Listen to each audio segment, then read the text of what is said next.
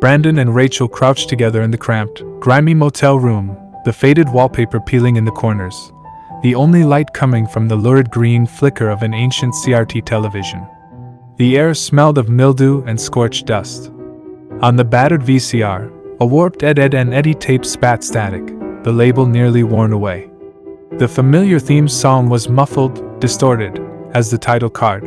The scam of no return glimmered on screen, then oozed into strange, pulsing static, as though the episode itself was rotting from the inside out. It started off like any other Ed's misadventure, Ed building a laughably elaborate contraption, Double D nervously consulting his endless labels, Eddy cackling about easy money. But the animation faltered, frames skipping and warping.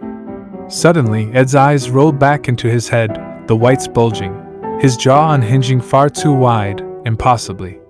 He pressed his face against the screen, staring directly at Brandon and Rachel, and in a voice that seemed to echo out of the motel walls, he whispered, "You owe me a quarter." For a heartbeat, time held still. Nobody moved, not on the screen, not in the room. Then, just as suddenly, the show snapped back. The Eds were cracking jokes again, but the air felt colder, heavier. Only Johnny seemed to sense something was wrong. He stared at the camera, eyes wild, and frantically scrawled, "Run," on plank with a trembling crayon. The next moment, impossibly, he started pounding from inside the TV, the glass bubbling and distorting. With a thunderous crack, the motel's television split. Bits of glass fell onto the stained carpet. A single quarter bounced out of the vent, spinning on its edge before toppling over. Brandon and Rachel exchanged a look, equal parts fear and disbelief, then stepped outside. The world had changed. The whole street was a nightmare cartoon, reality twisted into a grotesque parody. Houses drooped and warped, trees looked like they'd been drawn by a trembling hand, colors far too bright and wrong. The Eds lurked in the shadows, their movements jerky, their bodies stretched and wrong. Double D's hat unspooled behind him like a rope, looped and frayed, while Eddy's mouth split his face in an endless, predatory grin. They caught glimpses of other cartoon faces watching from windows, their eyes too large, their smiles too fixed. It was as if the rules of their world had been rewritten, familiar, and yet utterly alien. Johnny appeared, waving frantically, motioning them to follow. He led them to his fort, which was now a real, rotting shack patched together from warped 2x4s and snarls of VHS tape. Inside, the air was thick with the smell of damp earth and plastic. Plank rested on a crate, his face drawn in panicked, desperate lines. Plank began to murmur, at first just a whisper, then louder, words forming in Rachel's mind. There was something trapped in the cartoon, a demon bound in the episode itself, cycling endlessly, feeding on fear and memories.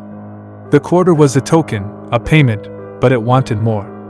"It wants a refund," Plank rasped. "It wants a life, an offering to break the loop." Johnny's eyes darted, wild with terror and guilt. "Spongebob did this," he blurted, voice raw. "He got out. He messed everything up. Turned my friends into monsters. I'm the only one left." He broke off, tears streaking the grime on his face. Then, with a sudden, desperate movement, he hurled himself into the shattered TV, his body flickering and distorting as he was sucked inside. The television screen stitched itself together, the cartoon resuming as if nothing had happened. On screen, the episode played again from the beginning, only this time, Johnny wasn't there. The credits rolled, slow and dragging. In the final frame, Johnny appeared, waving from deep inside the static, his face pleading. Rachel, shaking, scooped up the haunted tape and slipped it into her bag as if it might bite her. Brandon stared at the cracked screen, his voice barely a whisper. "We're keeping him," he said, as if the words themselves could anchor Johnny to reality.